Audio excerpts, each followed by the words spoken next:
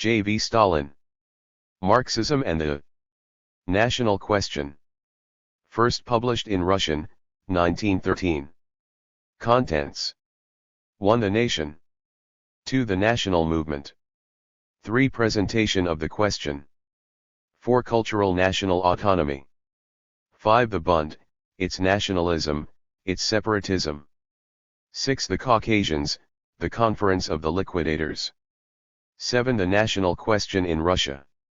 The period of counter-revolution in Russia brought not only thunder and lightning in its train, but also disillusionment in the movement and lack of faith in common forces. As long as people believed in a bright future, they fought side by side irrespective of nationality, common questions first and foremost. But when doubt crept into people's hearts, they began to depart, each to his own national tent, let every man count only upon himself. The national question first and foremost. At the same time a profound upheaval was taking place in the economic life of the country. The year 1905 had not been in vain, one more blow had been struck at the survivals of serfdom in the countryside. The series of good harvests which succeeded the famine years, and the industrial boom which followed, furthered the progress of capitalism. Class differentiation in the countryside, the growth of the towns, the development of trade and means of communication all took a big stride forward. This applied particularly to the border regions. And it could not but hasten the process of economic consolidation of the nationalities of Russia. They were bound to be stirred into movement. The constitutional regime established at that time also acted in 6. The same direction of awakening the nationalities. The spread of newspapers and of literature generally, a certain freedom of the press and cultural institutions, an increase in the number of national theaters, and so forth, all unquestionably helped to strengthen national sentiments. The Duma, with its election campaign and political groups, gave fresh opportunities for greater activity of the nations and provided a new and wide arena for their mobilization. And the mounting wave of militant nationalism above and the series of repressive measures taken by the powers that be in vengeance on the border regions for their love of freedom, evoked an answering wave of nationalism below, which at times took the form of crude chauvinism. The spread of Zionism won among the Jews, the increase of chauvinism in Poland, pan-Islamism among the Tatars, the spread of nationalism among the Armenians, Georgians, and Ukrainians, the general swing of the Philistine towards anti-Semitism, all these are generally known facts. The wave of nationalism swept onwards with increasing force, threatening to engulf the mass of the workers. And the more the movement for emancipation declined, the more plentifully nationalism pushed forth its blossoms. At this difficult time social democracy had a high mission, to resist nationalism and to protect the masses from the general epidemic. For social democracy, and social democracy alone, could do this, by countering nationalism with the tried weapon of internationalism, with the unity and indivisibility of the class struggle. And the more powerfully the wave of nationalism advanced, the louder had to be the call of social democracy for fraternity and unity among the proletarians of all the nationalities of Russia. And in this connection particular firmness was demanded of the social democrats of the border regions, who came into direct contact with the nationalist movement. But not all social democrats proved equal to the task, and this applies particularly to the social democrats of the border regions. 7. The Bund, which had previously laid stress on the common tasks, now began to give prominence to its own specific, purely nationalist aims. It went to the length of declaring observance of the Sabbath and recognition of Yiddish a fighting issue in its election campaign.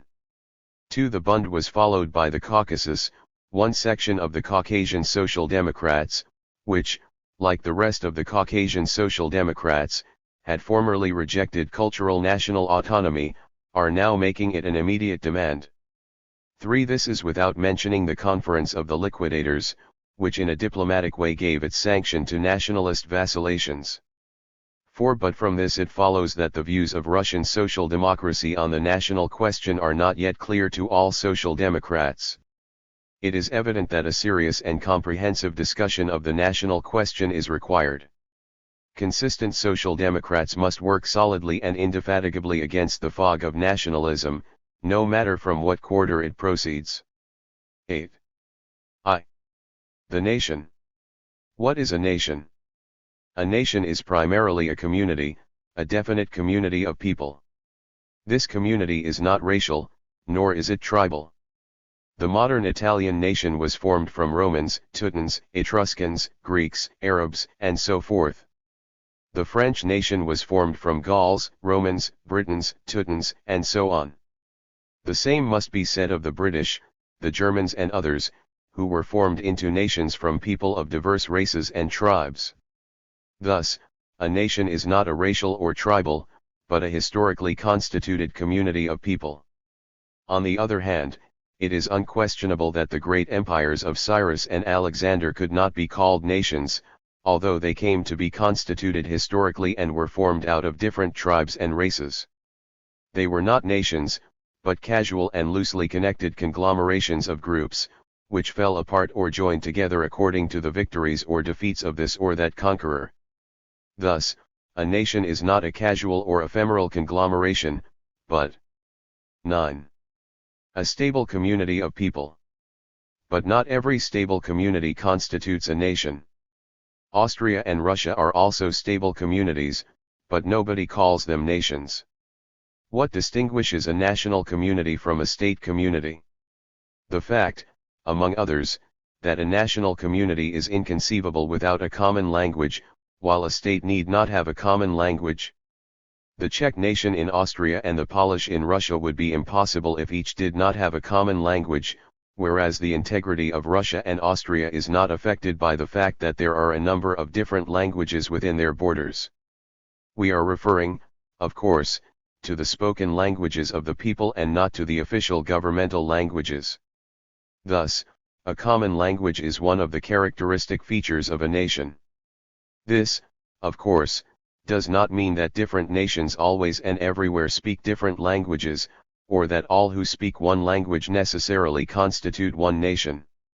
A common language for every nation, but not necessarily different languages for different nations. There is no nation which at one and the same time speaks several languages, but this does not mean that there cannot be two nations speaking the same language. Englishmen and Americans speak one language, but they do not constitute one nation. The same is true of the Norwegians and the Danes, the English and the Irish. But why, for instance, do the English and the Americans not constitute one nation in spite of their common language? Firstly, because they do not live together, but inhabit different territories. A nation is formed only as a result of lengthy and systematic intercourse, as a result of people living together generation after generation. But people cannot live together, for lengthy periods unless they have a common territory. Englishmen and Americans originally in 10. Habit the same territory, England, and constituted one nation. Later, one section of the English emigrated from England to a new territory, America, and there, in the new territory, in the course of time, came to form the new American nation. Difference of territory led to the formation of different nations. Thus, a common territory is one of the characteristic features of a nation. But this is not all. Common territory does not by itself create a nation. This requires, in addition, an internal economic bond to weld the various parts of the nation into a single whole. There is no such bond between England and America, and so they constitute two different nations. But the Americans themselves would not deserve to be called a nation were not the different parts of America bound together into an economic whole, as a result of division of labor between them, the development of means of communication, and so forth. Take the Georgians, for instance. The Georgians before the reform inhabited a common territory and spoke one language.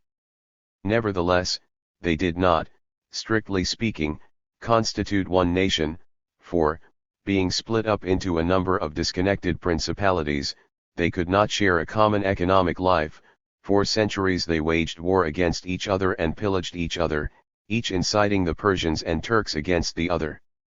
The ephemeral and casual union of the principalities which some successful kings sometimes manage to bring about embraced at best a superficial administrative sphere, and rapidly disintegrated owing to the caprices of the princes and the indifference of the peasants.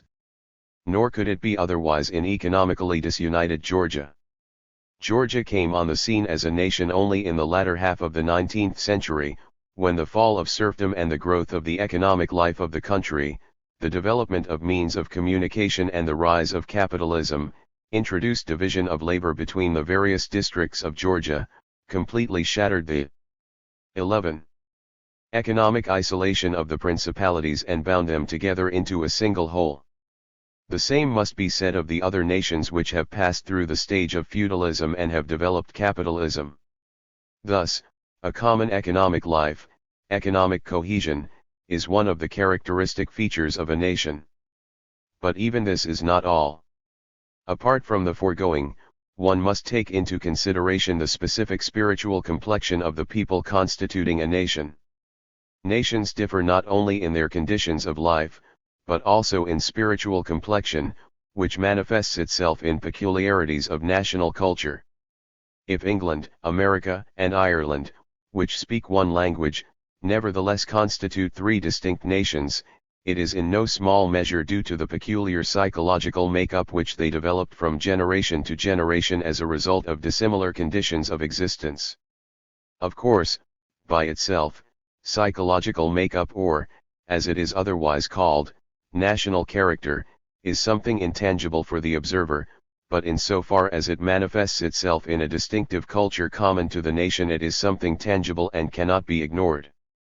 Needless to say, national character is not a thing that is fixed once and for all, but is modified by changes in the conditions of life, but since it exists at every given moment, it leaves its impress on the physiognomy of the nation.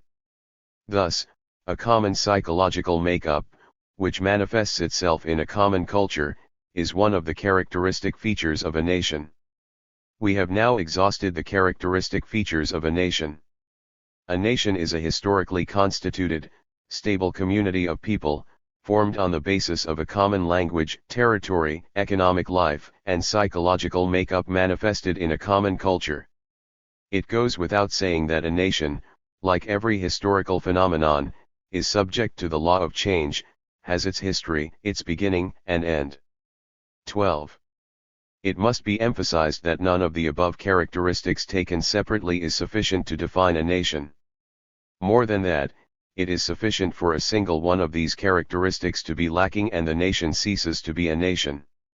It is possible to conceive of people possessing a common national character who, nevertheless, cannot be said to constitute a single nation if they are economically disunited, inhabit different territories, speak different languages, and so forth. Such, for instance, are the Russian, Galician, American, Georgian and Caucasian Highland Jews, who, in our opinion, do not constitute a single nation. It is possible to conceive of people with a common territory and economic life who nevertheless would not constitute a single nation because they have no common language and no common national character. Such, for instance, are the Germans and Letts in the Baltic region. Finally, the Norwegians and the Danes speak one language, but they do not constitute a single nation owing to the absence of the other characteristics. It is only when all these characteristics are present together that we have a nation.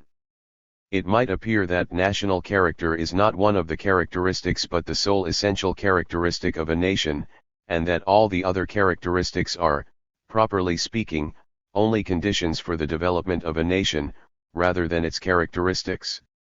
Such, for instance, is the view held by R. Springer, and more particularly by O. Bauer, who are social democratic theoreticians on the national question well known in Austria. Let us examine their theory of the nation. According to Springer, a nation is a union of similarly thinking and similarly speaking persons.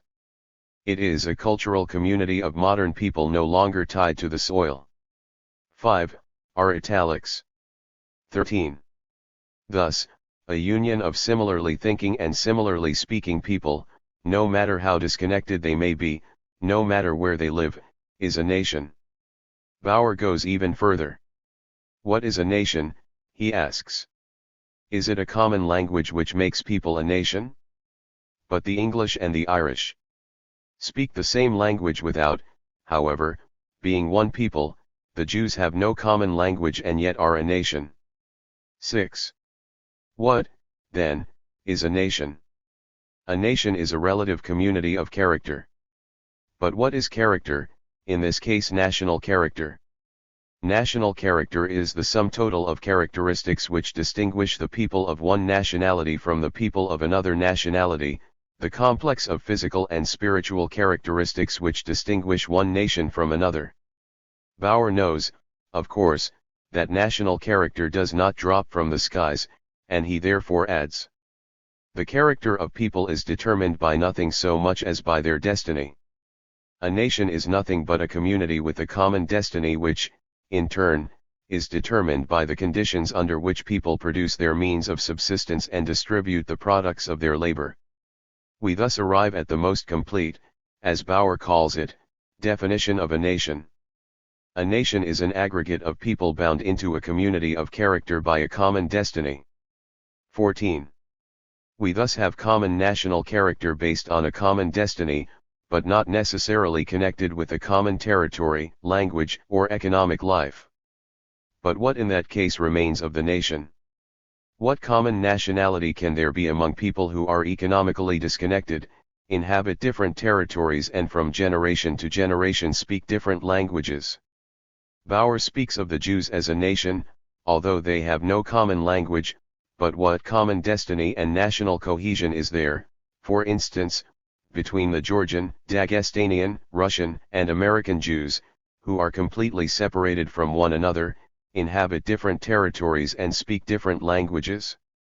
The above-mentioned Jews undoubtedly lead their economic and political life in common with the Georgians, Dagestanians, Russians, and Americans respectively, and they live in the same cultural atmosphere as these. This is bound to leave a definite impress on their national character. If there is anything common to them left, it is their religion, their common origin and certain relics of the national character. All this is beyond question. But how can it be seriously maintained that petrified religious rites and fading psychological relics affect the destiny of these Jews more powerfully than the living social, economic, and cultural environment that surrounds them? And it is only on this assumption that it is possible to speak of the Jews as a single nation at all. What, then, distinguishes Bauer's nation from the mystical and self-sufficient national spirit of the spiritualists? Bauer sets up an impassable barrier between the distinctive feature of nations, national character, and the conditions of their life, divorcing the one from the other. But what is national character if not a reflection of the conditions of life, a coagulation of impressions derived from environment?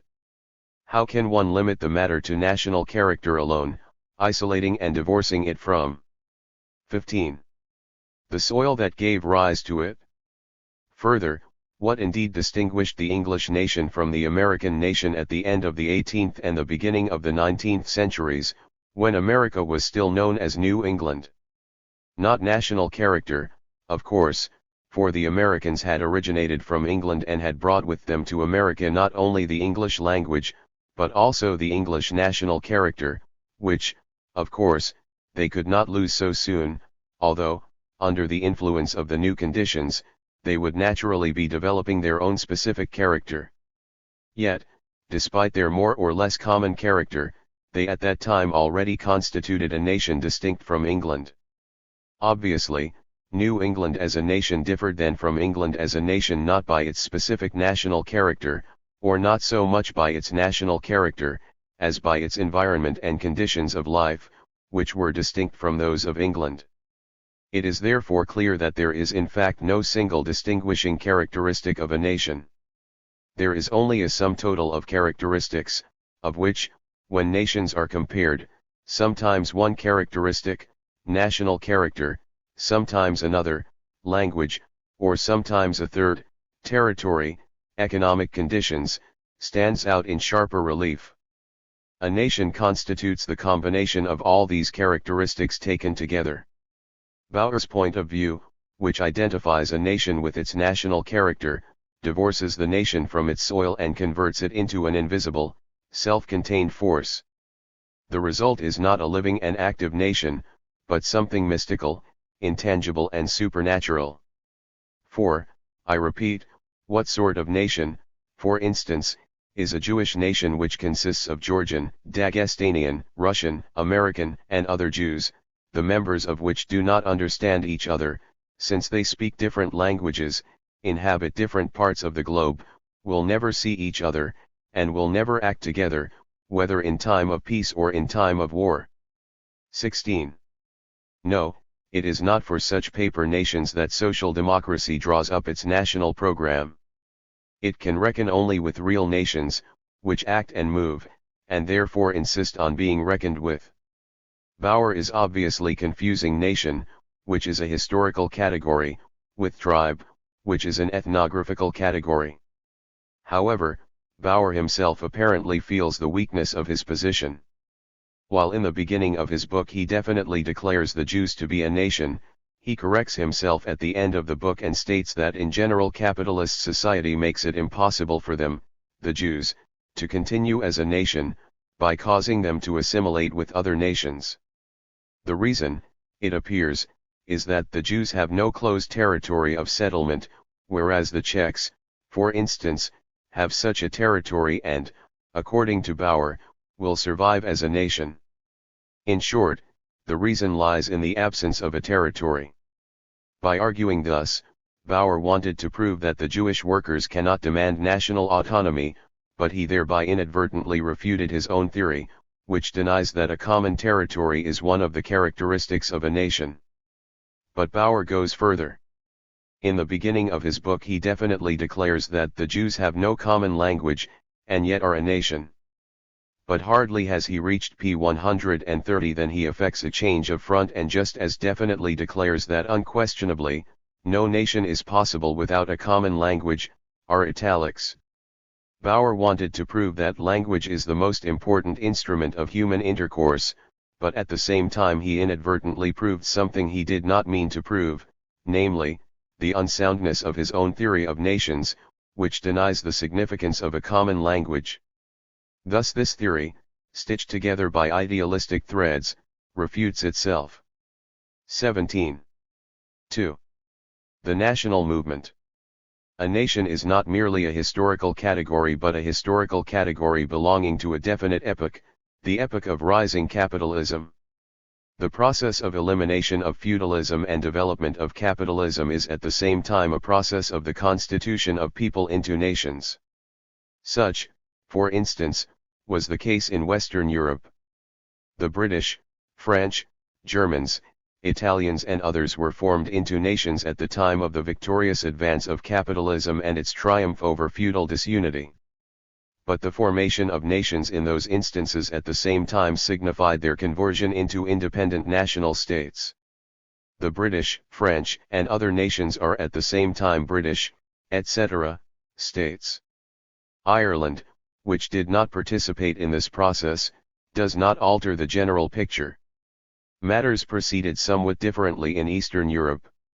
Whereas in the West nations developed into states, in the East multinational states were formed, states consisting of several nationalities. Such are Austria-Hungary and Russia. In Austria, the Germans proved to be politically the most developed, and they took it upon themselves to unite the Austrian nationalities into a 18. State.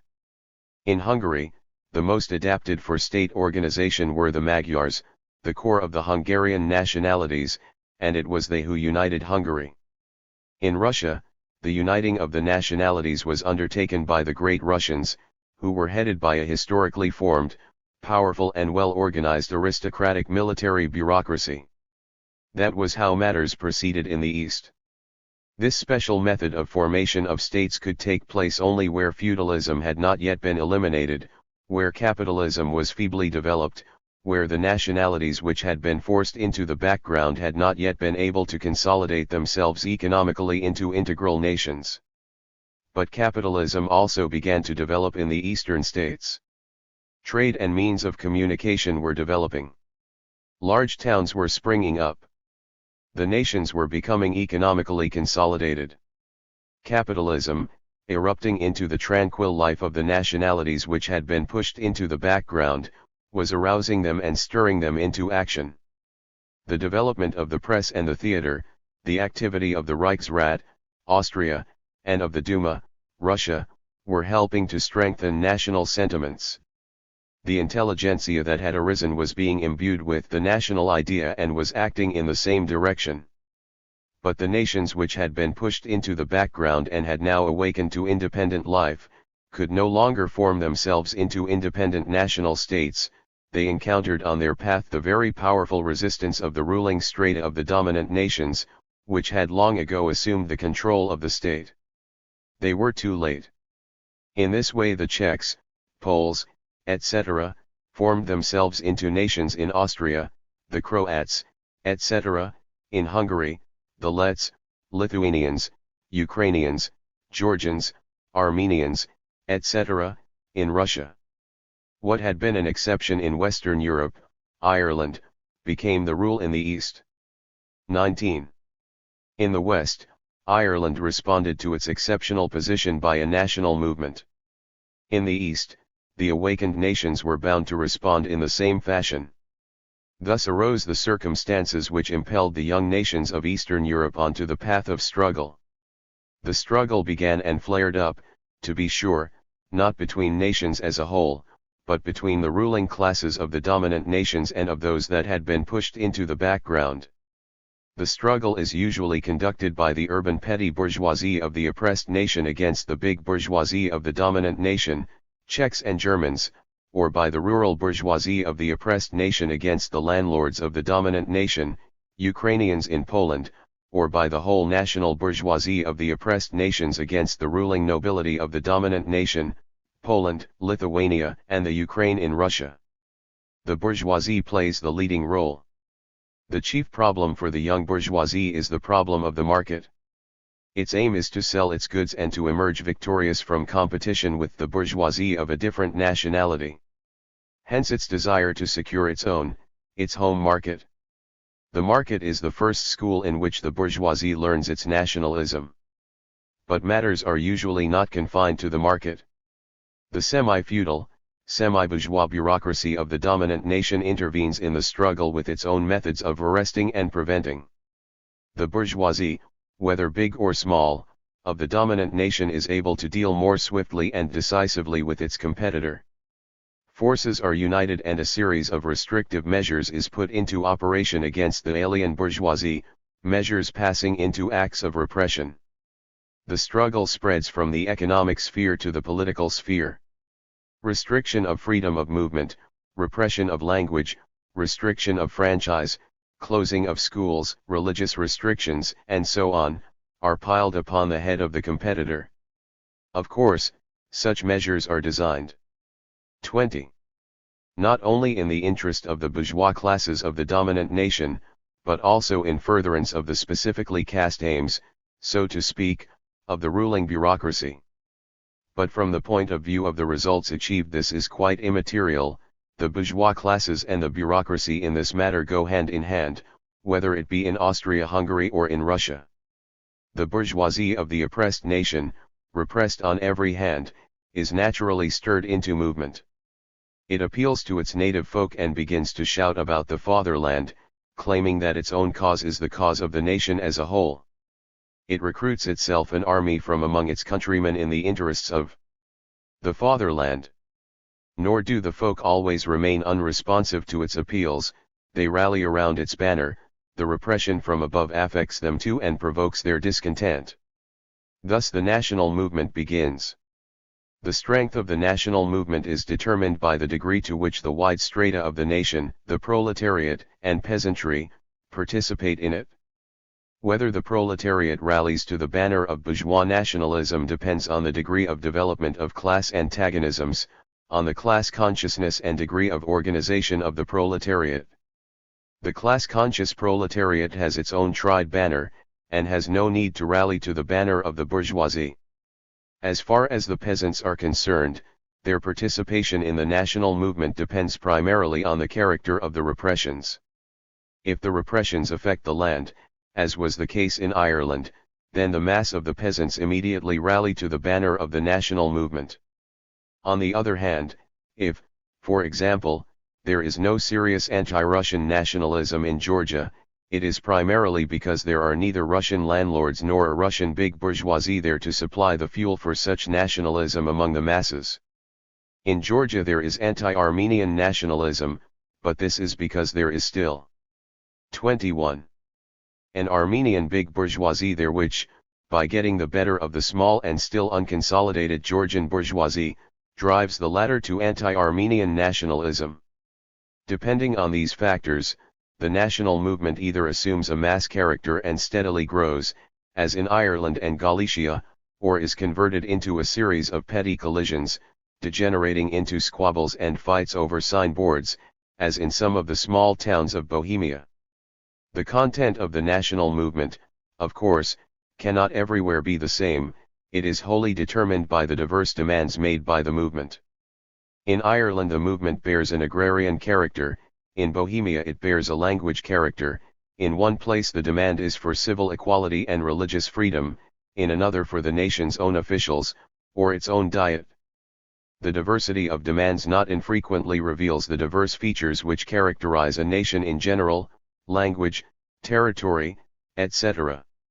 It is worthy of note that we never meet with a demand based on Bauer's all-embracing national character.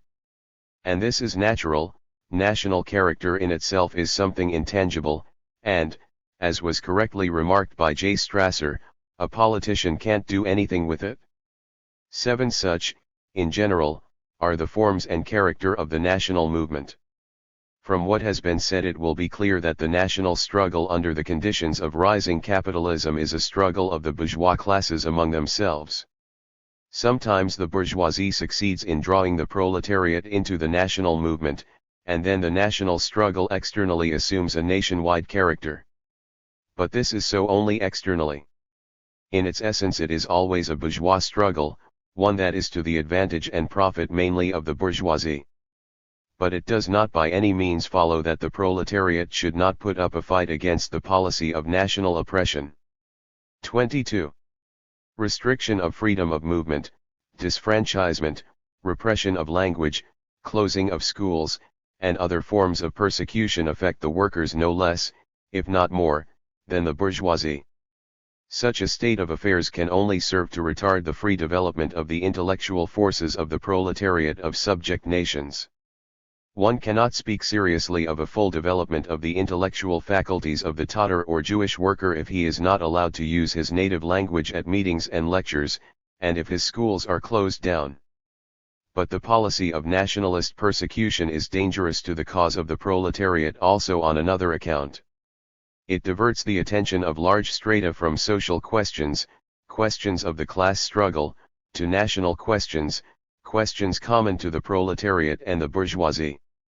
And this creates a favorable soil for lying propaganda about harmony of interests, for glossing over the class interests of the proletariat and for the intellectual enslavement of the workers. This creates a serious obstacle to the cause of uniting the workers of all nationalities. If a considerable proportion of the Polish workers are still in intellectual bondage to the bourgeois nationalists, if they still stand aloof from the international labor movement, it is chiefly because the age-old anti-Polish policy of the powers that be creates the soil for this bondage and hinders the emancipation of the workers from it. But the policy of persecution does not stop there. It not infrequently passes from a system of oppression to a system of inciting nations against each other, to a system of massacres and pogroms. Of course, the latter system is not everywhere and always possible, but where it is possible, in the absence of elementary civil rights, it frequently assumes horrifying proportions and threatens to drown the cause of unity of the workers in blood and tears. The Caucasus and South Russia furnish numerous examples. Divide and rule, such is the purpose of the policy of 23. Incitement. And where such a policy succeeds, it is a tremendous evil for the proletariat and a serious obstacle to the cause of uniting the workers of all the nationalities in the state. But the workers are interested in the complete amalgamation of all their fellow workers into a single international army, in their speedy and final emancipation from intellectual bondage to the bourgeoisie, and in the full and free development of the intellectual forces of their brothers, whatever nation they may belong to.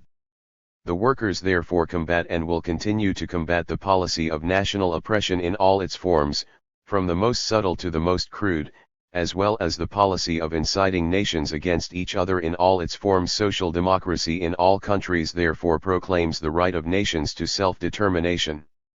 The right of self-determination means that only the nation itself has the right to determine its destiny, that no one has the right forcibly to interfere in the life of the nation, to destroy its schools and other institutions, to violate its habits and customs, to repress its language, or curtail its rights. This, of course, does not mean that social democracy will support every custom and institution of a nation. While combating the coercion of any nation, it will uphold only the right of the nation itself to determine its own destiny, at the same time agitating against harmful customs and institutions of that nation in order to enable the toiling strata of the nation to emancipate themselves from them. The right of self-determination means that a nation may arrange its life in the way it wishes. It has the right to arrange its life on the basis of autonomy. It has the right to enter into federal relations with other nations. It has the right to complete secession. Nations are sovereign, and all nations have equal rights. This, of course, does not mean that social democracy will support every demand of a nation. A nation has the right even to 24. Return to the old order of things, but this does not mean that social democracy will subscribe to such a decision if taken by some institution of a particular nation. The obligations of social democracy, which defends the interests of the proletariat, and the rights of a nation, which consists of various classes, are two different things. In fighting for the right of nations to self-determination, the aim of social democracy is to put an end to the policy of national oppression, to render it impossible, and thereby to remove the grounds of strife between nations, to take the edge off that strife and reduce it to a minimum. This is what essentially distinguishes the policy of the class-conscious proletariat from the policy of the bourgeoisie, which attempts to aggravate and fan the national struggle and to prolong and sharpen the national movement. And that is why the class-conscious proletariat cannot rally under the national flag of the bourgeoisie. That is why the so-called evolutionary national policy advocated by Bauer cannot become the policy of the proletariat.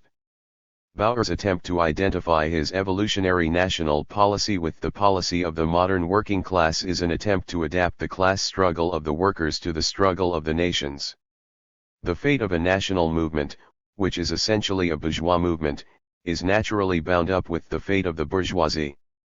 The final disappearance of a national movement is possible only with the downfall of the bourgeoisie. Only under the reign of socialism can peace be fully established. But even within the framework of capitalism it is possible to reduce the national struggle to a minimum, to undermine it at the root, to render it as harmless as possible to the proletariat.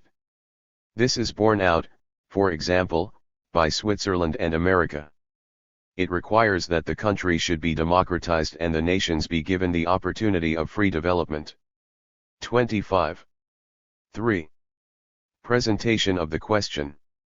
A nation has the right freely to determine its own destiny. It has the right to arrange its life as it sees fit, without, of course, trampling on the rights of other nations. That is beyond dispute. But how exactly should it arrange its own life?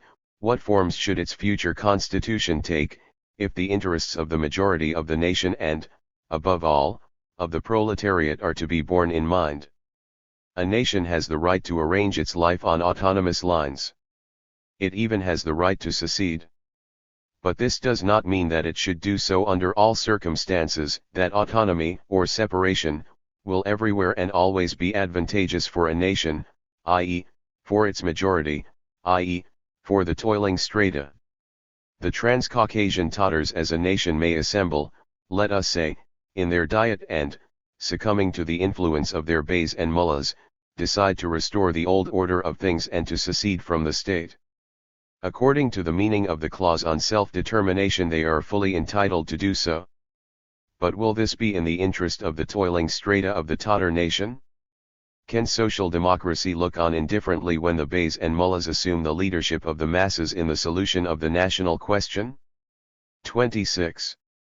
Should not social democracy interfere in the matter and influence the will of the nation in a definite way?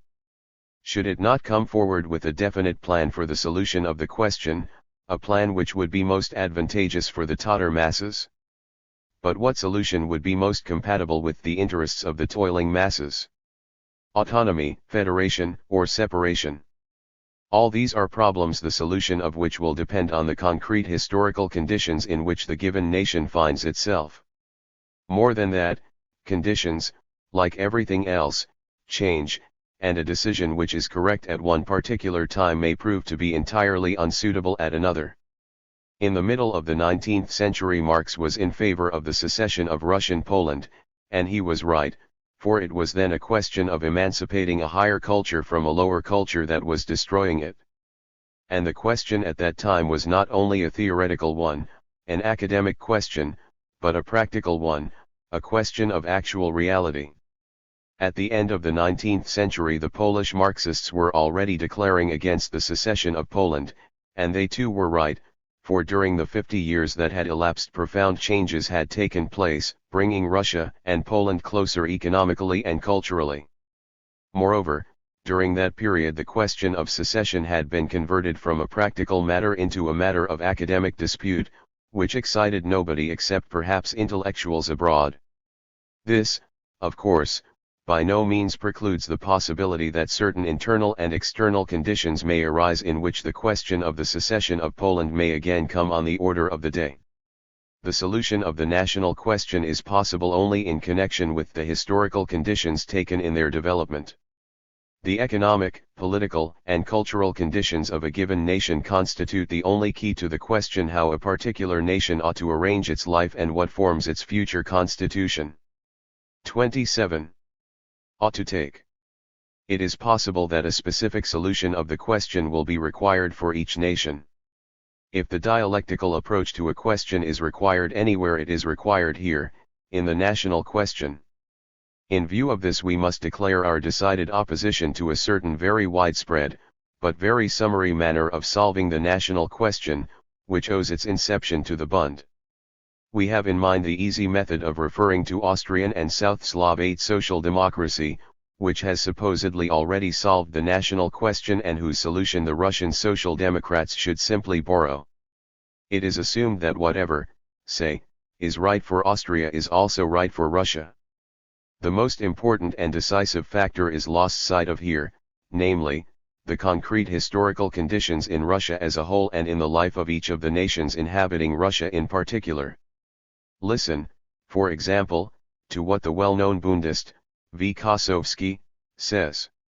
When at the Fourth Congress of the Bund the principles of the question, i.e., the national question, JST, were discussed, the proposal made by one of the members of the Congress to settle the question in the spirit of the resolution of the South Slav Social Democratic Party met with general approval. 9. And the result was that the Congress unanimously adopted national autonomy. And that was all. No analysis of the actual conditions in Russia, no investigation of the condition of the Jews in Russia. They first borrowed the solution of the South Slav Social Democratic Party, then they approved it, and finally they unanimously adopted it. This is the way the Bundists present and solve the national question in Russia. As a matter of fact, Austria and Russia represent entirely differ. 28. And conditions. This explains why the Social Democrats in Austria, when they adopted their national program at Brunn, 1899, 10 in the spirit of the resolution of the South Slav Social Democratic Party, with certain insignificant amendments, it is true, approached the question in an entirely non-Russian way, so to speak, and, of course, solved it in a non-Russian way. First, as to the presentation of the question. How is the question presented by the Austrian theoreticians of cultural national autonomy, the interpreters of the Brunn national program and the resolution of the South Slav Social Democratic Party, Springer and Bauer? Whether a multinational state is possible, says Springer, and whether, In particular, the Austrian nationalities are obliged to form a single political entity, is a question we shall not answer here but shall assume to be settled. For anyone who will not concede this possibility and necessity, our investigation will, of course, be purposeless. Our theme is as follows: inasmuch as these nations are obliged to live together, what legal forms will enable them to live together in the best possible way? Springer's italics. 11. Thus, the starting point is the state integrity of Austria. Bauer says the same thing.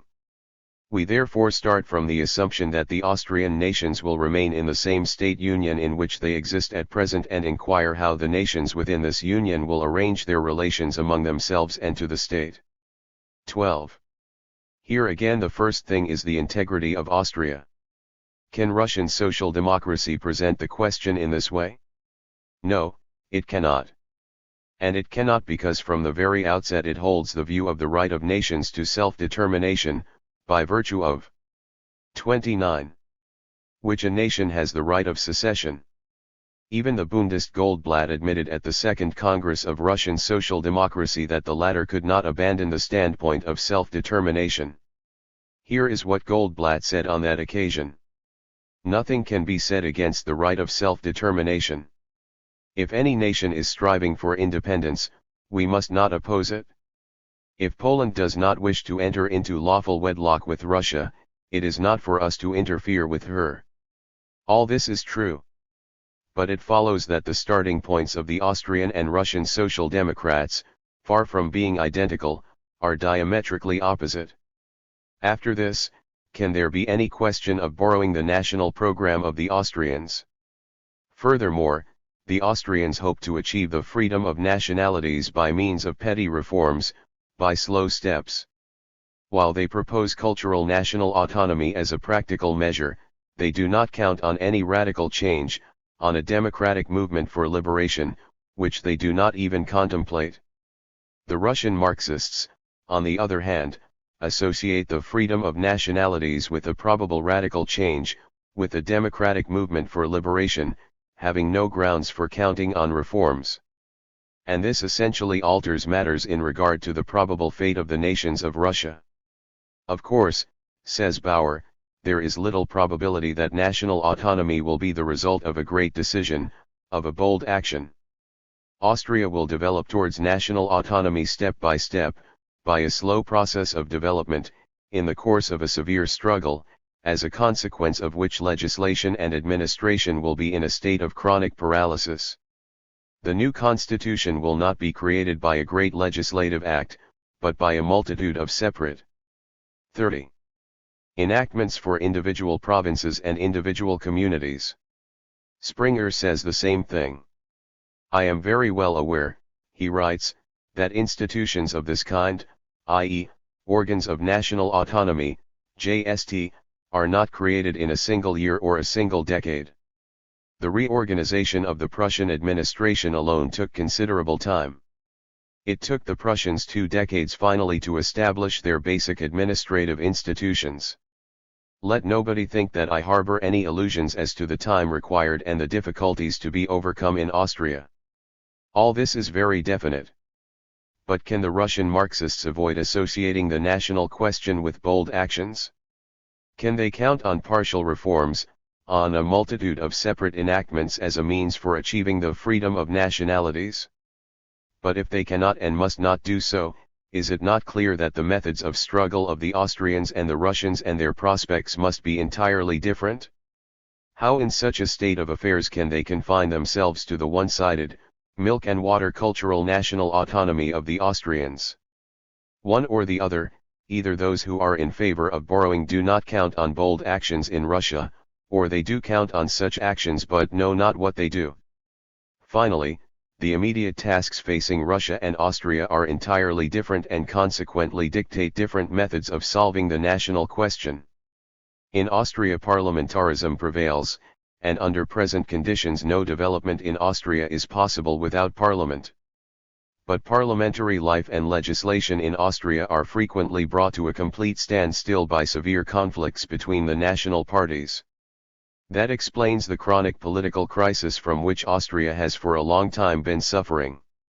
Hence, in Austria the national question is the very hub of political life, it is the vital question. It is therefore not surprising that the Austrian 31. Social democratic politicians should first of all try in one way or another to find a solution for the national conflicts, of course on the basis of the existing parliamentary system, by parliamentary methods. Not so with Russia. In the first place, in Russia there is no parliament, thank God. 13. In the second place, and this is the main point, the hub of the political life of Russia is not the national but the agrarian question. Consequently, the fate of the Russian problem, and, accordingly, the liberation of the nations too, is bound up in Russia with the solution of the agrarian question, i.e., with the destruction of the relics of feudalism, i.e., with the democratization of the country. That explains why in Russia the national question is not an independent and decisive one, but a part of the general and more important question of the emancipation of the country. The barrenness of the Austrian parliament, writes Springer, is due precisely to the fact that every reform gives rise to antagonisms within the national parties which may affect their unity. The leaders of the parties, therefore, avoid everything that smacks of reform. Progress in Austria is generally conceivable only if the nations are granted infeasible legal rights which will relieve them of the necessity of constantly maintaining national militant groups in parliament and will enable them to turn their attention to the solution of economic and social problems. Bauer says the same thing. National peace is indispensable first of all for the state. The state cannot permit legislation to be brought to a standstill by the very stupid question of language or by every quarrel between excited people on a linguistic frontier, or over every new school. 32. All this is clear. But it is no less clear that the national question in Russia is on an entirely different plane. It is not the national, but the agrarian question, that decides the fate of progress in Russia. The national question is a subordinate one. And so we have different presentations of the question, different prospects and methods of struggle, different immediate tasks. Is it not clear that, such being the state of affairs, only pedants who solve the national question without reference to space and time can think of adopting examples from Austria and of borrowing a program? To repeat, the concrete historical conditions as the starting point, and the dialectical presentation of the question as the only correct way of presenting it, such is the key to solving the national question. 33. 4. Cultural national autonomy. We spoke above of the formal aspect of the Austrian national program and of the methodological grounds which make it impossible for the Russian Marxists simply to adopt the example of Austrian social democracy and make the latter's program their own. Let us now examine the essence of the program itself. What then is the national program of the Austrian Social Democrats? It is expressed in two words, cultural national autonomy. This means, firstly, that autonomy would be granted, let us say, not to Bohemia or Poland, which are inhabited mainly by Czechs and Poles, but to Czechs and Poles generally, irrespective of territory, no matter what part of Austria they inhabit. That is why this autonomy is called national and not territorial. It means, secondly, that the Czechs, Poles, Germans, and so on, scattered over the various parts of Austria, taken personally, as individuals, are to be organized into integral nations, and are as such to form part of the Austrian state. In this way Austria would represent not a union of autonomous regions, but a union of 34. Tonomaus nationalities, constituted irrespective of territory. It means, thirdly, that the national institutions which are to be created for this purpose for the Poles, Czechs, and so forth, are to have jurisdiction only over cultural, not political questions. Specifically political questions would be reserved for the Austrian Parliament, the Reichsrat. That is why this autonomy is also called cultural national autonomy. And here is the text of the program adopted by the Austrian Social Democratic Party at the Brunn Congress in 1899. 14. Having referred to the fact that national dissension in Austria is hindering political progress, that the final solution of the national question is primarily a cultural necessity, and that the solution is possible only in a genuinely democratic society, constructed on the basis of universal, direct, and equal suffrage, the program goes on to say. The preservation and development of the national peculiarities 15 of the peoples of Austria is possible only on the basis of equal rights and by avoiding all oppression. Hence, all bureaucratic state centralism and the feudal privileges of individual provinces must first of all be rejected. Under these conditions, and only under these conditions, will it be possible to establish national order in Austria in place of national dissension, namely, on the following principles. 1. Austria must be transformed into a democratic state federation of nationalities. 2. The historical crown provinces must be replaced by nationally delimited self-governing corporations, in each of which legislation and administration shall be entrusted to national parliaments elected on the basis of universal, direct, and equal suffrage. 35. 3. All the self-governing regions of one and the same nation must jointly form a single national union, which shall manage its national affairs on an absolutely autonomous basis. 4. The rights of national minorities must be guaranteed by a special law passed by the Imperial Parliament. The program ends with an appeal for the solidarity of all the nations of Austria. 16. It is not difficult to see that this program retains certain traces of territorialism, but that in general it gives a formulation of national autonomy. It is not without good reason that Springer, the first agitator on behalf of cultural national autonomy, greets it with enthusiasm. Bauer also supports this program, calling it a theoretical victory for national autonomy. Only, in the interests of greater clarity, he proposes that point 4 be replaced by a more definite formulation, which would declare the necessity of constituting the national minority within each self-governing region into a public corporation for the management of educational and other cultural affairs. Such is the national program of Austrian social democracy. Let us examine its scientific foundations. Let us see how the Austrian Social Democratic Party justifies the cultural national autonomy it advocates. Let us turn to the theoreticians of cultural national autonomy, Springer and Bauer. The starting point of national autonomy is the conception of a nation as a union of individuals without regard to a definite territory. Nationality, according to Springer, is not essentially connected with territory. Nations are autonomous unions of persons. Bauer also speaks of a nation as a community of persons which 36. Does not enjoy exclusive sovereignty in any particular region. But the persons constituting a nation do not always live in one compact mass, they are frequently divided into groups, and in that form are interspersed among alien national organisms. It is capitalism which drives them into various regions and cities in search of a livelihood. But when they enter foreign national territories and there form minorities, these groups are made to suffer by the local national majorities in the way of restrictions on their language, schools, etc. Hence national conflicts. Hence the unsuitability of territorial autonomy. The only solution to such a situation, according to Springer and Bauer, is to organize the minorities of the given nationality dispersed over various parts of the state into a single, general, interclass national union. Such a union alone, in their opinion, can protect the cultural interests of national minorities, and it alone is capable of putting an end to national discord. Hence the necessity, says Springer, to organize the nationalities, to invest them with rights and responsibilities. Of course, a law is easily drafted, but will it be effective? If one wants to make a law for nations, one must first create the nations. Unless the nationalities are constituted, it is impossible to create national rights and eliminate national dissension.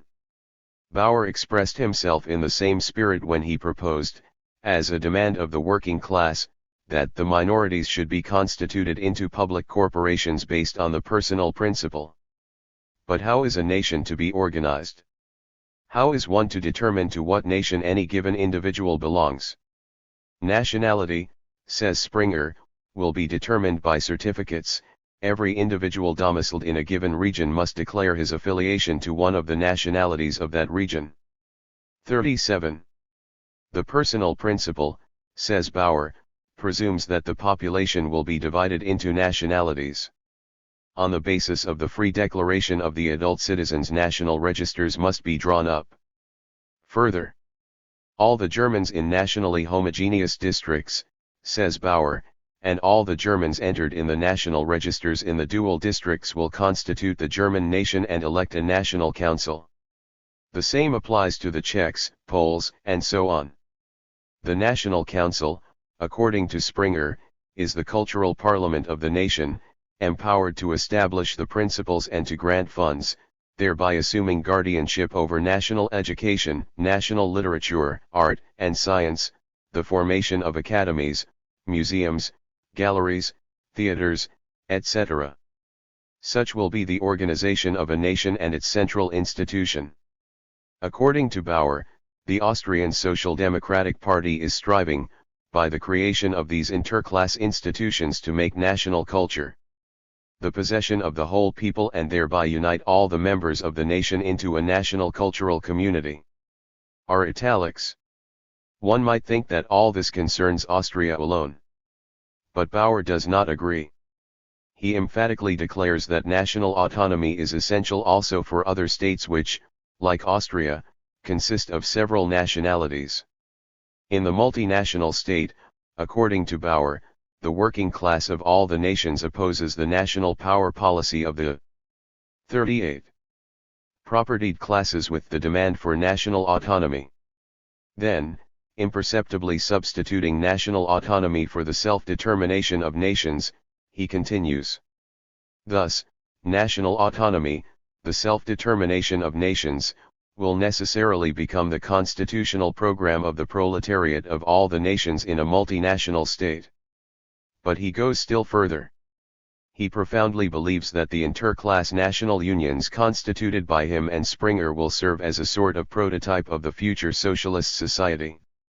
For he knows that the socialist system of society will divide humanity into nationally delimited communities, that under socialism there will take place a grouping of humanity into autonomous national communities, that thus, socialist society will undoubtedly present a checkered picture of national unions of persons and territorial corporations, and that accordingly the socialist principle of nationality is a higher synthesis of the national principle and national autonomy. Enough, it would seem. These are the arguments for cultural national autonomy as given in the works of Bauer and Springer. The first thing that strikes the eye is the entirely inexplicable and absolutely unjustifiable substitution of national autonomy for self-determination of nations. One or the other, either Bauer failed to understand the meaning of self-determination, or he did understand it but for some reason or other deliberately narrowed its meaning. For there is no doubt that cultural national autonomy presupposes the integrity of the multinational state, whereas self-determination goes outside the framework of this integrity, and b. that self-determination endows a nation with complete rights, whereas national autonomy endows it only with cultural rights. 39. That in the first place. In the second place, a combination of internal and external conditions is fully possible at some future time by virtue of which one or another of the nationalities may decide to secede from a multinational state, say from Austria. Did not the Ruthenian Social Democrats at the Brunn Party Congress announce their readiness to unite the two parts of their people into one whole? 17. What, in such a case, becomes of national autonomy, which is inevitable for the proletariat of all the nations? What sort of solution of the problem is it that mechanically squeezes nations into the Procrustean bed of an integral state? Further, national autonomy is contrary to the whole course of development of nations. It calls for the organization of nations, but can they be artificially welded together if economic development tears whole groups from them and disperses these groups over various regions? There is no doubt that in the early stages of capitalism nations become welded together. But there is also no doubt that in the higher stages of capitalism a process of dispersion of nations sets in, a process whereby a whole number of groups separate off from the nations, going off in search of a livelihood and subsequently settling permanently in other regions of the state. In the course of this these settlers lose their old connections and acquire new ones in their new domicile, and from generation to generation acquire new habits and new tastes, and possibly a new language. The question arises, is it possible to unite into a single national union groups that have grown so distinct? Where are the magic links to unite what cannot be united? Is it conceivable that, for instance, the Germans of the Baltic provinces and the Germans of Transcaucasia can be united into a single nation? But if it is not conceivable and not possible, wherein does national autonomy differ from the utopia of the old nationalists, who endeavored to turn back the will of history? But the unity of a nation diminishes not only as a result of migra 40. It diminishes also from internal causes, owing to the growing acuteness of the class struggle. In the early stages of capitalism one can still speak of a common culture of the proletariat and the bourgeoisie. But as large-scale industry develops and the class struggle becomes more and more acute, this common culture begins to melt away.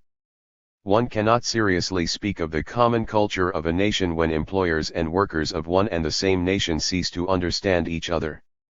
What common destiny can there be when the bourgeoisie thirsts for war, and the proletariat declares war on war? Can a single interclass national union be formed from such opposed elements? And, after this, can one speak of the union of all the members of the nation into a national cultural community? Is it not obvious that national autonomy is contrary to the whole course of the class struggle? But let us assume for a moment that the slogan "Organize the nation" is practicable.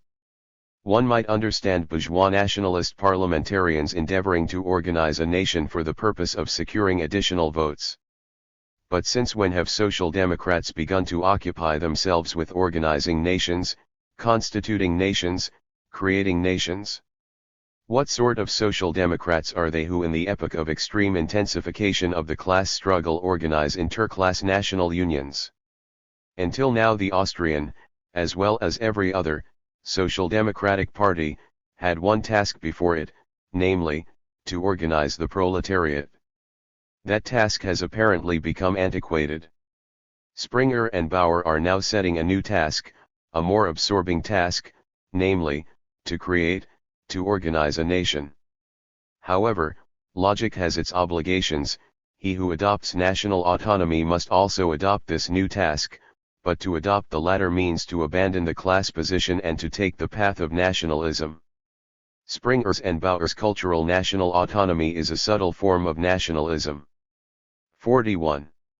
And it is by no means fortuitous that the national program of the Austrian Social Democrats enjoins a concern for the preservation and development of the national peculiarities of the peoples.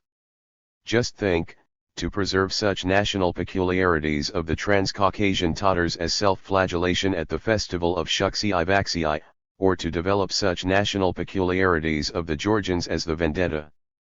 A demand of this character is in place in an outright bourgeois nationalist program, and if it appears in the program of the Austrian Social Democrats it is because national autonomy tolerates such demands, it does not contradict them. But if national autonomy is unsuitable now, it will be still more unsuitable in the future, socialist society. Bauer's prophecy regarding the division of humanity into nationally delimited communities is refuted by the whole course of development of modern human society. National barriers are being demolished and are falling, rather than becoming firmer. As early as the 40s Marx declared that national differences and antagonisms between peoples are daily more and more vanishing and that the supremacy of the proletariat will cause them to vanish still faster. 18. The subsequent development of mankind, accompanied as it was by the colossal growth of capitalist production, the reshuffling of nationalities and the union of people within ever larger territories, emphatically confirms Marx's thought. Bauer's desire to represent socialist society as a checkered picture of national unions of persons and territorial corporations is a timid attempt to substitute for Marx's conception of socialism a revised version of Bakunin's conception. The history of socialism proves that every such attempt contains the elements of inevitable failure. There is no need to mention the kind of socialist principle of nationality glorified by Bauer, which, in our opinion, substitutes for the socialist principle of the class struggle the bourgeois principle. 42. Of nationality. If national autonomy is based on such a dubious principle, it must be admitted that it can only cause harm to the working class movement. True, such nationalism is not so transparent, for it is skillfully masked by socialist phrases, but it is all the more harmful to the proletariat for that reason. We can always cope with open nationalism, for it can easily be discerned. It is much more difficult to combat nationalism when it is masked and unrecognizable beneath its mask. Protected by the armor of socialism, it is less vulnerable and more tenacious. Implanted among the workers, it poisons the atmosphere and spreads harmful ideas of mutual distrust and segregation among the workers of the different nationalities. But this does not exhaust the harm caused by national autonomy. It prepares the ground not only for the segregation of nations, but also for breaking up the united labor movement. The idea of national autonomy creates the psychological conditions for the division of the United Workers' Party into separate parties built on national lines. The breakup of the party is followed by the breakup of the trade unions, and complete segregation is the result. In this way the united class movement is broken up into separate national rivulets. Austria, the home of national autonomy, provides the most deplorable examples of this. As early as 1897, the Wimmerg Party Congress 19, the once united Austrian Social Democratic Party began to break up into separate parties. The breakup became still more marked after the Brunn Party Congress, 1899, which adopted national autonomy. Matters have finally come to such a pass that in place of a united international party there are now 6 national parties, of which the Czech Social Democratic Party will not even have anything to do with the German Social Democratic Party. But with the parties are associated the trade unions. In Austria, both in the parties and in the trade unions, the main brunt of 43. The work is borne by the same social democratic workers. There was therefore reason to fear that separatism in the party would lead to separatism in the trade unions and that the trade unions would also break up. That, in fact, is what happened. The trade unions have also divided according to nationality. Now things frequently go so far that the Czech workers will even break a strike of German workers, or will unite at municipal elections with the Czech bourgeois against the German workers.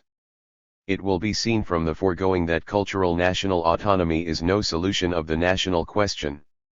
Not only that, it serves to aggravate and confuse the question by creating a situation which favors the destruction of the unity of the labor movement, fosters the segregation of the workers according to nationality and intensifies friction among them. Such is the harvest of national autonomy. 44. V. The Bund, its nationalism, its separatism. We said above that Bauer, while granting the necessity of national autonomy for the Czechs, Poles, and so on, nevertheless opposes similar autonomy for the Jews. In answer to the question, should the working class demand autonomy for the Jewish people? Bauer says that national autonomy cannot be demanded by the Jewish workers. According to Bauer, the reason is that capitalist society makes it impossible for them, the Jews, JST, to continue as a nation. In brief, the Jewish nation is coming to an end, and hence there is nobody to demand national autonomy for. The Jews are being assimilated. This view of the fate of the Jews as a nation is not a new one. It was expressed by Marx as early as the 40s, 20-21 in reference chiefly to the German Jews. It was repeated by Kosky in 1903, 22 in reference to the Russian Jews. It is now being repeated by Bauer in reference to the Austrian Jews, with the difference, however, that he denies not the present but the future of the Jewish nation. Bauer explains the impossibility of preserving the existence of the Jews as a nation by the fact that the Jews have no closed 45. Territory of settlement. This explanation, in the main a correct one, does not however express the whole truth. The fact of the matter is primarily that among the Jews there is no large and stable stratum connected with the land, which would naturally rivet the nation together, serving not only as its framework but also as a national market. Of the 5 or 6 million Russian Jews, only 3 to 4% are connected with agriculture in any way. The remaining 96% are employed in trade, industry, in urban institutions, and in general are town dwellers. Moreover, they are spread all over Russia and do not constitute a majority in a single gubernia. Thus, interspersed as national minorities in areas inhabited by other nationalities, the Jews as a rule serve foreign nations as manufacturers and traders and as members of the liberal professions, naturally adapting themselves to the foreign nations in respect to language and so forth. All this, taken together with the increasing reshuffling of nationalities characteristic of developed forms of capitalism, leads to the assimilation of the Jews. The abolition of the Pale of Settlement would only serve to hasten this process of assimilation. The question of national autonomy for the Russian Jews consequently assumes a somewhat curious character. Autonomy is being proposed for a nation whose future is denied and whose existence has still to be proved. Nevertheless, this was the curious and shaky position taken up by the Bund when at its 6th Congress, 1905, it adopted a national program on the fines of national autonomy. Two circumstances impelled the Bund to take this step. The first circumstance is the existence of the Bund as an organization of Jewish, and only Jewish, social democratic workers. Even before 1897 the social democratic groups active among the Jewish workers set themselves the aim of creating a special Jewish workers' organization. 23 They founded such an organiza. 46. In 1897 by uniting to form the Bund. That was at a time when Russian social democracy as an integral body virtually did not yet exist. The Bund steadily grew and spread, and stood out more and more vividly against the background of the bleak days of Russian social democracy. Then came the 1900s. A mass labor movement came into being. Polish social democracy grew and drew the Jewish workers into the mass struggle. Russian social democracy grew and attracted the Bund workers. Lacking a territorial basis, the national framework of the Bund became too restrictive. The Bund was faced with the problem of either merging with the general international tide, or of upholding its independent existence as an extraterritorial organization. The Bund chose the latter course. Thus grew up the theory that the Bund is the sole representative of the Jewish proletariat. But to justify this strange theory in any simple way became impossible. Some kind of foundation on principle, some justification on principle, was needed. Cultural national autonomy provided such a foundation. The Bund seized upon it, borrowing it from the Austrian Social Democrats. If the Austrians had not had such a program, the Bund would have invented it in order to justify its independent existence on principle. Thus, after a timid attempt in 1901, the 4th Congress, the Bund definitely adopted a national program in 1905, the 6th Congress. The second circumstance is the peculiar position of the Jews as separate national minorities within compact majorities of other nationalities in integral regions. We have already said that this position is undermining the existence of the Jews as a nation and puts them on the road to assimilation. But this is an objective process. Subjectively, in the minds of the Jews, it provokes a reaction and gives rise to the demand for a guarantee of the rights of a national minority, for a guarantee against assimilation. Preaching as it does. 47. The vitality of the Jewish nationality, the Bund could not avoid being in favor of a guarantee. And, having taken up this position, it could not but accept national autonomy. For if the Bund could seize upon any autonomy at all, it could only be national autonomy, i.e., cultural national autonomy. There could be no question of territorial political autonomy for the Jews, since the Jews have no definite integral territory.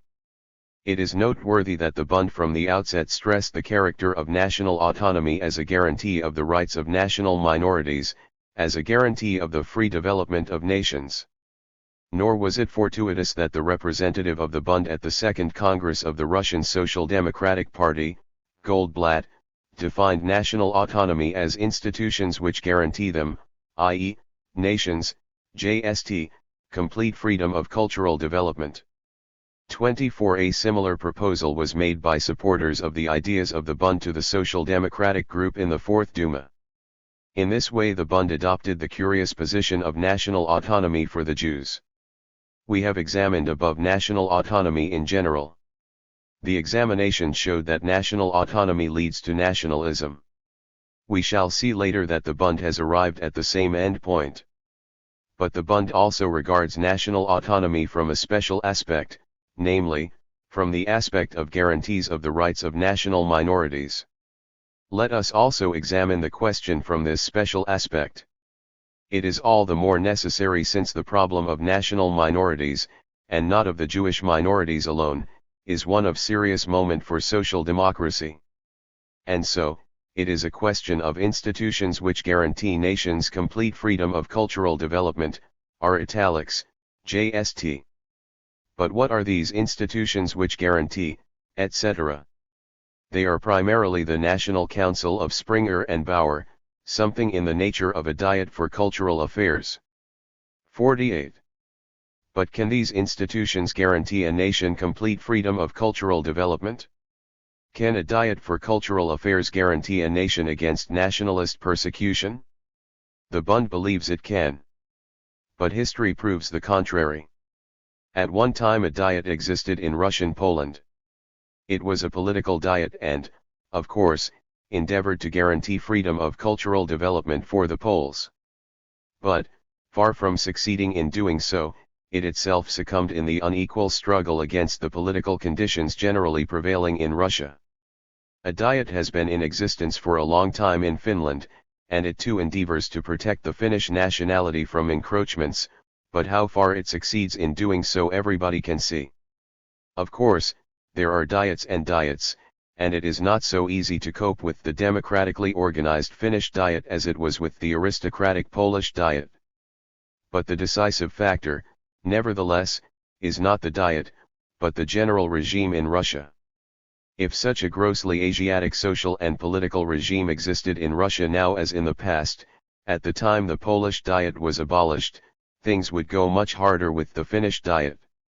Moreover, the policy of encroachments upon Finland is growing, and it cannot be said that it has met with defeat.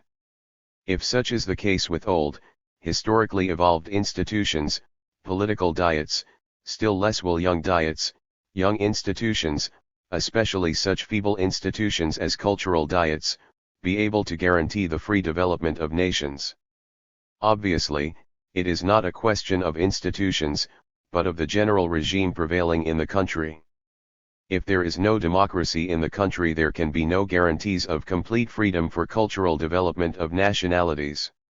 One may say with certainty that the more democratic a country is, the fewer are the encroachments made on the freedom of nationalities, and the greater are the guarantees against such encroachments. 49. Russia is a semi-Asiatic country, and therefore in Russia the policy of encroachments not infrequently assumes the grossest form, the form of pogroms. It need hardly be said that in Russia guarantees have been reduced to the very minimum. Germany is, however, European, and she enjoys a measure of political freedom. It is not surprising that the policy of encroachments there never takes the form of pogroms. In France, of course, there are still more guarantees, for France is more democratic than Germany. There is no need to mention Switzerland, where, thanks to her highly developed, although bourgeois democracy, nationalities live in freedom, whether they are a minority or a majority. Thus the Bund adopts a false position when it asserts that institutions by themselves are able to guarantee complete cultural development for nationalities. It may be said that the Bund itself regards the establishment of democracy in Russia as a preliminary condition for the creation of institutions and guarantees of freedom. But this is not the case. From the report of the 8th Conference of the Bund 25 it will be seen that the Bund thinks it can secure institutions on the basis of the present system in Russia, by reforming the Jewish community. The community, one of the leaders of the Bund said at this conference, may become the nucleus of future cultural national autonomy. Cultural national autonomy is a form of self-service on the part of nations, a form of satisfying national needs. The community form conceals within itself a similar content. They are links in the same chain, stages in the same evolution. 26. On this basis, the conference decided that it was necessary to strive for reforming the Jewish community and transforming it by legislative means into a secular institution, democratically organ. 50. Ist, R italics, JST. It is evident that the Bund considers as the condition and guarantee not the democratization of Russia, but some future secular institution of the Jews, obtained by reforming the Jewish community, so to speak, by legislative means, through the Duma, but we have already seen that institutions in themselves cannot serve as guarantees if the regime in the state generally is not a democratic one. But what, it may be asked, will be the position under a future democratic system? Will not special cultural institutions which guarantee, etc., be required even under democracy? What is the position in this respect in democratic Switzerland, for example? Are there special cultural institutions in Switzerland on the pattern of Springer's National Council? No, there are not. But do not the cultural interests of, for instance, the Italians, who constitute a minority there, suffer for that reason? One does not seem to hear that they do. And that is quite natural. In Switzerland all special cultural institutions, which supposedly guarantee, etc., are rendered superfluous by democracy. And so, impotent in the present and superfluous in the future, such are the institutions of cultural national autonomy, and such is national autonomy. But it becomes still more harmful when it is thrust upon a nation whose existence and future are open to doubt. In such cases the advocates of national autonomy are obliged to protect and preserve all the peculiar features of the nation, the bad as well as the good, just for the sake of saving the nation from assimilation, just for the sake of preserving it. That the Bund should take this dangerous path was inevitable. And it did take it. We are referring to the resolutions of recent conferences of the Bund on the question of the Sabbath, Yiddish, etc. Social democracy strives to secure for all nations the right to 51. Use their own language. But that does not satisfy the Bund. It demands that the rights of the Jewish language, R italics, JST, be championed with exceptional persistence, and the Bund itself in the elections to the Fourth Duma declared that it would give preference to those of them, i.e., electors, who undertake to defend the rights of the Jewish language. Not the general right of all nations to use their own language, but the particular right of the Jewish language, Yiddish. Let the workers of the various nationalities fight primarily for their own language, the Jews for Jewish, the Georgians for Georgian, and so forth. The struggle for the general right of all nations is a secondary matter. You do not have to recognize the right of all oppressed nationalities to use their own language, but if you have recognized the right of Yiddish, know that the Bund will vote for you, the Bund will prefer you. But in what way then does the Bund differ from the bourgeois nationalists? Social democracy strives to secure the establishment of a compulsory weekly rest day. But that does not satisfy the Bund. It demands that by legislative means the Jewish proletariat should be guaranteed the right to observe their Sabbath and be relieved of the obligation to observe another day. It is to be expected that the Bund will take another step forward and demand the right to observe all the ancient Hebrew holidays. And if, to the misfortune of the Bund, the Jewish workers have discarded religious prejudices and do not want to observe these holidays, the Bund with its agitation for the right to the Sabbath, will remind them of the Sabbath. It will, so to speak, cultivate among them the Sabbatarian spirit. Quite comprehensible, therefore, are the passionate speeches delivered at the 8th conference of the Bund demanding Jewish hospitals, a demand that was based on the argument that a patient feels more at home among his own people, that the Jewish 52. Worker will not feel at ease among Polish workers, but will feel at ease among Jewish shopkeepers. Preservation of everything Jewish, conservation of all the national peculiarities of the Jews, even those that are patently harmful to the proletariat, isolation of the Jews from everything non-Jewish, even the establishment of special hospitals, that is the level to which the Bund has sunk. Comrade Plekhanov was right 1,000 times over when he said that the Bund is adapting socialism to nationalism. Of course, Vykosovsky and Bundists like him may denounce Plekhanov as a demagogue. 27,28, paper will put up with anything that is written on it, but those who are familiar with the activities of the Bund will easily realize that these brave fellows are simply afraid to tell the truth about themselves and are hiding behind strong language about demagogy. But since it holds such a position on the national question, the Bund was naturally obliged, in the matter of organization also, to take the path of segregating the Jewish workers, the path of formation of national curie within social democracy. Such is the logic of national autonomy. And, in fact, the Bund did pass from the theory of sole representation to the theory of national demarcation of workers. The Bund demands that Russian social democracy should in its organizational structure introduce demarcation according to nationalities. From demarcation it made a step forward to the theory of segregation. It is not for nothing that speeches were made at the 8th conference of the Bund declaring that national existence lies in segregation. Organizational federalism harbors the elements of disintegration and separatism. The Bund is heading for separatism. And, indeed, there is nothing else it can head for. Its very existence as an extraterritorial organization drives it to separatism. The Bund does not possess a definite integral territory, it operates. 53. On foreign territories, whereas the neighboring Polish, Lettish and Russian social democracies are international territorial collective bodies. But the result is that every extension of these collective bodies means a loss to the Bund and a restriction of its field of action.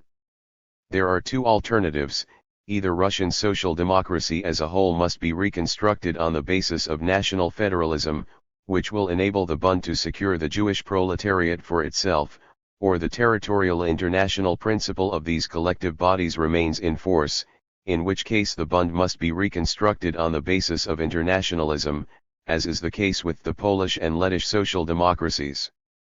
This explains why the Bund from the very beginning demanded the reorganization of Russian social democracy on a federal basis. 29. In 1906, yielding to the pressure from below in favor of unity, the Bund chose a middle path and joined Russian social democracy. But how did it join? Whereas the Polish and Lettish social democracies joined for the purpose of peaceable joint action, the Bund joined for the purpose of waging war for a federation. That is exactly what Medem, the leader of the Bundists, said at the time. We are joining not for the sake of an idol, but in order to fight. There is no idol, and only Manilovs could hope for one in the near future. The Bund must join the party armed from head to foot. 30. It would be wrong to regard this as an expression of evil intent on Medem's part. It is not a matter of evil intent, but of the peculiar position of the Bund, which compels it to fight Russian social democracy, which is built on the basis of internationalism. And in fighting it the Bund naturally violated the interests of unity. Finally, matters went so far that the Bund formally broke with Russian social democracy, violating its statutes, and in the elections to the 54. Fourth Duma joining forces with the Polish nationalists against the Polish Social Democrats. The Bund has apparently found that a rupture is the best guarantee for independent activity. And so the principle of organizational demarcation led to separatism and to a complete rupture. In a controversy with the old Iskra 31 on the question of federalism, the Bund once wrote, Iskra wants to assure us that federal relations between the Bund and Russian social democracy are bound to weaken the ties between them. We cannot refute this opinion by referring to practice in Russia, for the simple reason that Russian social democracy does not exist as a federal body. But we can refer to the extremely instructive experience of social democracy in Austria, which assumed a federal character by virtue of the decision of the Party Congress of 1897. That was written in 1902. But we are now in the year 1913. We now have both Russian practice and the experience of social democracy in Austria. What do they tell us? Let us begin with the extremely instructive experience of social democracy in Austria. Up to 1896 there was a united Social Democratic Party in Austria. In that year the Czechs at the International Congress in London for the first time demanded separate representation, and were given it. In 1897, at the Vienna, Wimmerg, Party Congress, the United Party was formally liquidated and in its place a federal league of 6 national social democratic groups was set up. Subsequently these groups were converted into independent parties, which gradually severed contact with one another. Following the parties, the parliamentary group broke up, national clubs were formed. Next came the 55 trade unions, which also split according to nationalities. Even the cooperative societies were affected, the Czech separatists calling upon the workers to split them up. 32 We will not dwell on the fact that separatist agitation weakens the workers' sense of solidarity and frequently drives them to strike breaking. Thus the extremely instructive experience of social democracy in Austria speaks against the Bund and for the old Iskra. Federalism in the Austrian party has led to the most outrageous separatism, to the destruction of the unity of the labor movement. We have seen above that practical experience in Russia also bears this out. Like the Czech separatists, the Bundist separatists have broken with the general Russian Social Democratic Party. As for the trade unions, the Bundist trade unions, from the outset they were organized on national lines, that is to say, they were cut off from the workers of other nationalities. Complete segregation and complete rupture, that is what is revealed by the Russian practical experience of federalism. It is not surprising that the effect of this state of affairs upon the workers is to weaken their sense of solidarity and to demoralize them, and the latter process is also penetrating the Bund. We are referring to the increasing collisions between Jewish and Polish workers in connection with unemployment. Here is the kind of speech that was made on this subject at the 9th Conference of the Bund. We regard the Polish workers, who are ousting us, as pogromists, as scabs. We do not support their strikes, we break them. Secondly, we reply to being ousted by ousting in our turn. We reply to Jewish workers not being allowed into the factories by not allowing Polish workers near the benches. If we do not take this matter into our own hands the workers will follow others, our italics, JST. 56. That is the way they talk about solidarity at a Bundist conference. You cannot go further than that in the way of demarcation and segregation. The Bund has achieved its aim. It is carrying its demarcation between the workers of different nationalities to the point of conflicts and strike breaking. And there is no other course. If we do not take this matter into our own hands the workers will follow others. Disorganization of the labor movement, demoralization of the social democratic ranks, that is what the federalism of the Bund leads to. Thus the idea of cultural national autonomy, the atmosphere it creates, has proved to be even more harmful in Russia than in Austria. 57. 6. The Caucasians, the Conference of the Liquidators. We spoke above of the waverings of one section of the Caucasian Social Democrats who were unable to withstand the nationalist epidemic. These waverings were revealed in the fact that, strange as it may seem, the above-mentioned Social Democrats followed in the footsteps of the Bund and proclaimed cultural national autonomy. Regional autonomy for the Caucasus as a whole and cultural national autonomy for the nations forming the Caucasus, that is the way these Social Democrats, who, incidentally, are linked with the Russian liquidators, formulate their demand. Listen to their acknowledged leader, the not unknown N. Everybody knows that the Caucasus differs profoundly from the Central Gubernias, both as regards the racial composition of its population and as regards its territory and agricultural development. The exploitation and material development of such a region require local workers acquainted with local peculiarities and accustomed to the local climate and culture. All laws designed. 58. To further the exploitation of the local territory should be issued locally and put into effect by local forces. Consequently, the jurisdiction of the central organ of Caucasian self-government should extend to legislation on local questions. Hence, the functions of the Caucasian Center should consist in the passing of laws designed to further the economic exploitation of the local territory and the material prosperity of the region. 33. Thus, regional autonomy for the Caucasus. If we abstract ourselves from the rather confused and incoherent arguments of N, it must be admitted that his conclusion is correct. Regional autonomy for the Caucasus, within the framework of a general state constitution, which N does not deny, is indeed essential because of the peculiarities of its composition and its conditions of life. This was also acknowledged by the Russian Social Democratic Party, which at its second Congress proclaimed regional self-government for those border regions which in respect of their conditions of life and the composition of their population differ from the regions of Russia proper. When Martov submitted this point for discussion at the second Congress, he justified it on the grounds that the vast extent of Russia and the experience of our centralized administration point to the necessity and expediency of regional self-government for such large units as Finland, Poland, Lithuania, and the Caucasus. But it follows that regional self-government is to be interpreted as regional autonomy. But N goes further. According to him, regional autonomy for the Caucasus covers only one aspect of the question. So far we have spoken only of the material development of local life. But the economic development of a region is facilitated not only by economic activity but also by spiritual, cultural activity. A culturally strong nation is strong also in the economic sphere. 59. But the cultural development of nations is possible only in the national languages. Consequently, all questions connected with the native language are questions of national culture.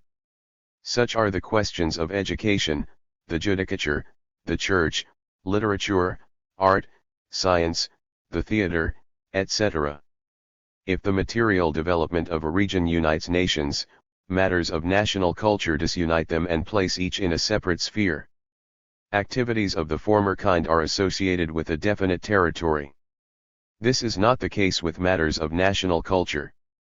These are associated not with a definite territory but with the existence of a definite nation.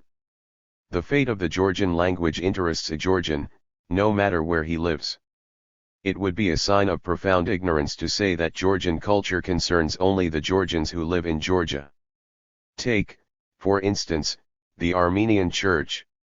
Armenians of various localities and states take part in the administration of its affairs. Territory plays no part here.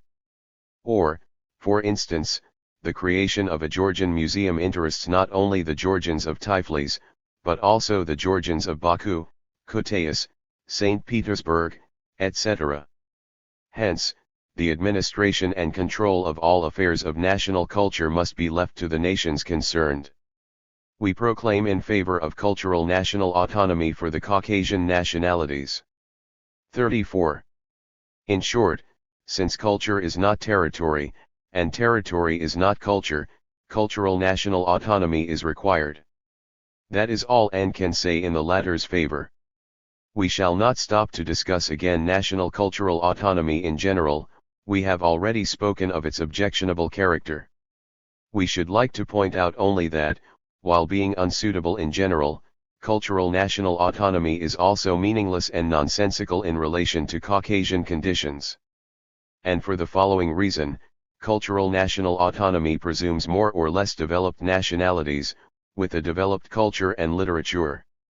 Failing these 60 conditions, autonomy loses all sense and becomes an absurdity. But in the Caucasus there are a number of nationalities each possessing a primitive culture, a separate language, but without its own literature, nationalities, moreover, which are in a state of transition, partly becoming assimilated and partly continuing to develop. How is cultural national autonomy to be applied to them? What is to be done with such nationalities? How are they to be organized into separate cultural national unions, as is undoubtedly implied by cultural national autonomy? What is to be done with the Mingrelians, the Abkhazians, the Agarians, the Svaintians, the Leskians, and so on, who speak different languages but do not possess a literature of their own. To what nations are they to be attached? Can they be organized into national unions? Around what cultural affairs are they to be organized? What is to be done with the Ossetians, of whom the Transcaucasian Ossetians are becoming assimilated, but are as yet by no means wholly assimilated, by the Georgians, while the Ciscaucasian Ossetians are partly being assimilated by the Russians and partly continuing to develop and are creating their own literature? How are they to be organized into a single national union? To what national union should one attach the Agarians, who speak the Georgian language, but whose culture is Turkish and who profess the religion of Islam? Shall they be organized separately from the Georgians with regard to religious affairs and together with the Georgians with regard to other cultural affairs? And what about the Kobuletians, the Ingushes, the Inghilois? What kind of autonomy is that which excludes a whole number of nationalities from the list? No, that is not a solution of the national question, but the fruit of idle fancy. But let us grant the impossible and assume that our national cultural autonomy has been put into effect. Where would it lead to? 61. What would be its results? Take, for instance, the Transcaucasian Tatars, with their minimum percentage of literates, their schools controlled by the omnipotent mullahs and their culture permeated by the religious spirit. It is not difficult to understand that to organize them into a cultural national union would mean to place them under the control of the mullahs, to deliver them over to the tender mercies of the reactionary mullahs, to create a new stronghold of spiritual enslavement of the Tatar masses to their worst enemy. But since when have social democrats made it a practice to bring grist to the mill of the reactionaries?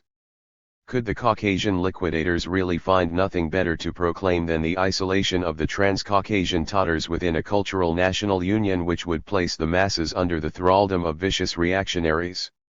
No, that is no solution of the national question.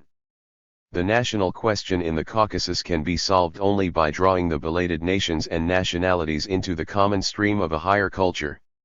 It is the only progressive solution and the only solution acceptable to social democracy. Regional autonomy in the Caucasus is acceptable because it would draw the belated nations into the common cultural development, it would help them to cast off the shell of small nation insularity, it would impel them forward and facilitate access to the benefits of higher culture. Cultural national autonomy, however, acts in a diametrically opposite direction, because it shuts up the nations within their old shells, binds them to the lower stages of cultural development and prevents them from rising to the higher stages of culture. In this way national autonomy counteracts the beneficial aspects of regional autonomy and nullifies it. That is why the mixed type of autonomy which combines national cultural autonomy and regional autonomy as proposed by N is also unsuitable. This unnatural combination does not improve 62. Matters but makes them worse, because in addition to retarding the development of the belated nations it transforms regional autonomy into an arena of conflict between the nations organized in the national unions. Thus cultural national autonomy, which is unsuitable generally, would be a senseless, reactionary undertaking in the Caucasus. So much for the cultural national autonomy of N and his Caucasian fellow thinkers. Whether the Caucasian liquidators will take a step forward and follow in the footsteps of the Bund on the question of organization also, the future will show. So far, in the history of social democracy, federalism in organization always preceded national autonomy in program. The Austrian Social Democrats introduced organizational federalism as far back as 1897, and it was only 2 years later, 1899, that they adopted national autonomy. The Bundists spoke distinctly of national autonomy for the first time in 1901, whereas organizational federalism had been practiced by them since 1897. The Caucasian liquidators have begun from the end, from national autonomy. If they continue to follow in the footsteps of the Bund, they will first have to demolish the whole existing organizational edifice, which was erected at the end of the 90s on the basis of internationalism. But, easy though it was to adopt national autonomy, which is still not understood by the workers, it will be difficult to demolish an edifice which it has taken years to build and which has been raised and cherished by the workers of all the nationalities of the Caucasus. This herostration undertaking has only to be begun, and the eyes of the workers will be opened to the nationalist character of cultural national autonomy. Asterisk asterisk asterisk asterisk asterisk asterisk asterisk asterisk asterisk asterisk. 63. While the Caucasians are settling the national question in the usual manner, by means of verbal and written discussion, the All-Russian Conference of the Liquidators has invented a most unusual method. It is a simple and easy method. Listen to this. Having heard the communication of the Caucasian delegation to the effect that it is necessary to demand national cultural autonomy, this conference, while expressing no opinion on the merits of this demand, declares that such an interpretation of the clause of the program which recognizes the right of every nationality to self-determination does not contradict the precise meaning of the program.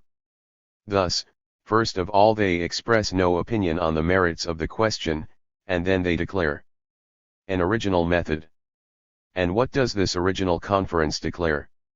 That the demand for national cultural autonomy does not contradict the precise meaning of the program, which recognizes the right of nations to self-determination. Let us examine this proposition. The clause on self-determination speaks of the rights of nations. According to this clause, nations have the right not only of autonomy but also of secession. It is a question of political self-determination. Whom did the liquidators want to fool when they endeavored to misinterpret this right of nations to political self-determination, which has long been recognized by the whole of international social democracy? Or perhaps the liquidators will try to wriggle out of the situation and defend themselves by the sophism that cultural national autonomy does not contradict the rights of nations. That is to say, if all the nations in a given state agree to arrange their affairs on 64. The basis of cultural national autonomy, they, the given sum of nations, are fully entitled to do so, and nobody may forcibly impose a different form of political life on them. This is both new and clever. Should it not be added that, speaking generally, a nation has the right to abolish its own constitution, replace it by a system of tyranny, and revert to the old order on the grounds that the nation, and the nation alone, has the right to determine its own destiny? We repeat, in this sense, neither cultural national autonomy nor any other kind of nationalist reaction contradicts the rights of nations. Is that what the esteemed conference wanted to say? No, not that. It specifically says that cultural national autonomy does not contradict, not the rights of nations, but the precise meaning of the program. The point here is the program and not the rights of nations. And that is quite understandable. If it were some nation that addressed itself to the conference of liquidators, the conference might have directly declared that the nation has a right to cultural national autonomy. But it was not a nation that addressed itself to the conference, but a delegation of Caucasian social democrats, bad social democrats, it is true, but social democrats nevertheless. And they inquired not about the rights of nations, but whether cultural national autonomy contradicted the principles of social democracy, whether it did not contradict the precise meaning of the program of social democracy. Thus, the rights of nations and the precise meaning of the program of social democracy are not one and the same thing. Evidently, there are demands which, while they do not contradict the rights of nations, may yet contradict the precise meaning of the program. For example, the program of the Social Democrats contains a clause on freedom of religion. According to this clause, any group of persons have the right to profess any religion they please. 65. Catholicism, the religion of the Orthodox Church, etc. Social Democrats will combat all forms of religious persecution, be it of members of the Orthodox Church, Catholics, or Protestants. Does this mean that Catholicism, Protestantism, etc., do not contradict the precise meaning of the program? No, it does not. Social Democrats will always protest against persecution of Catholicism or Protestantism, they will always defend the right of nations to profess any religion they please, but at the same time, on the basis of a correct understanding of the interests of the proletariat, they will carry on agitation against Catholicism, Protestantism, and the religion of the Orthodox Church in order to achieve the triumph of the socialist world outlook. And they will do so just because there is no doubt that Protestantism, Catholicism, the religion of the Orthodox Church, etc., contradict the precise meaning of the program, i.e., the correctly understood interests of the proletariat. The same must be said of self-determination. Nations have a right to arrange their affairs as they please, they have a right to preserve any of their national institutions, whether beneficial or harmful. Nobody has a right to, forcibly interfere in the life of a nation. But that does not mean that social democracy will not combat and agitate against the harmful institutions of nations and against the inexpedient demands of nations. On the contrary, it is the duty of social democracy to conduct such agitation and to endeavor to influence the will of nations so that the nations may arrange their affairs in the way that will best correspond to the interests of the proletariat. For this reason social democracy, while fighting for the right of nations to self-determination, will at the same time agitate, for instance, against the secession of the Tatars, or against cultural national autonomy for the Caucasian nations, for both, while not contradicting the rights of these nations, do contradict the precise meaning of the program, i.e., the interests of the Caucasian proletariat. 66. Obviously, the rights of nations and the precise meaning of the program are on two entirely different planes. Whereas the precise meaning of the program expresses the interests of the proletariat, as scientifically formulated in the program of the latter, the rights of nations may express the interests of any class, bourgeoisie, aristocracy, clergy, etc. Depending on the strength and influence of these classes. On the one hand are the duties of Marxists, on the other the rights of nations, which consist of various classes. The rights of nations and the principles of social democracy may or may not contradict each other, just as, say, the Pyramid of Cheops may or may not contradict the famous Conference of the Liquidators. They are simply not comparable. But it follows that the esteemed conference most unpardonably muddled two entirely different things. The result obtained was not a solution of the national question but an absurdity, according to which the rights of nations and the principles of social democracy do not contradict each other, and, consequently, every demand of a nation may be made compatible with the interests of the proletariat. Consequently, no demand of a nation which is striving for self-determination will contradict the precise meaning of the program. They pay no heed to logic. It was this absurdity that gave rise to the now famous resolution of the Conference of the Liquidators, which declares that the demand for national cultural autonomy does not contradict the precise meaning of the program. But it was not only the laws of logic that were violated by the Conference of the Liquidators. By sanctioning cultural national autonomy it also violated its duty to Russian social democracy. It most definitely did violate the precise meaning of the program, for it is well known that the Second Congress, which adopted the program, emphatically repudiated cultural national autonomy. Here is what was said. 67. At the Congress in this connection. Goldblatt, Bundest.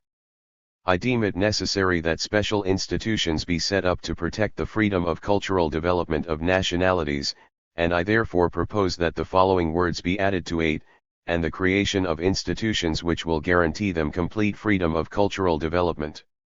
This, as we know, is the Bund's definition of cultural national autonomy. J.St. Martineau pointed out that general institutions must be so constituted as to protect particular interests also. It is impossible to create a special institution to guarantee freedom for cultural development of the nationalities.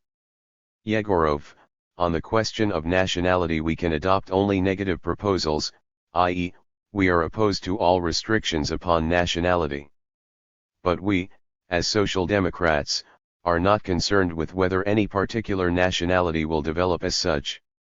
That is a spontaneous process. Kultsov, the delegates from the Bund are always offended when their nationalism is referred to. Yet the amendment proposed by the delegate from the Bund is of a purely nationalist character. We are asked to take purely offensive measures in order to support even nationalities that are dying out. In the end, Goldblatt's amendment was rejected by the majority, only 3 votes being cast for it. Thus it is clear that the Conference of the Liquidators did contradict the precise meaning of the program. It violated the program. The liquidators are now trying to justify themselves by referring to the Stockholm Congress, which they allege sanctioned cultural 68. National autonomy. Thus, V. Kosovsky writes.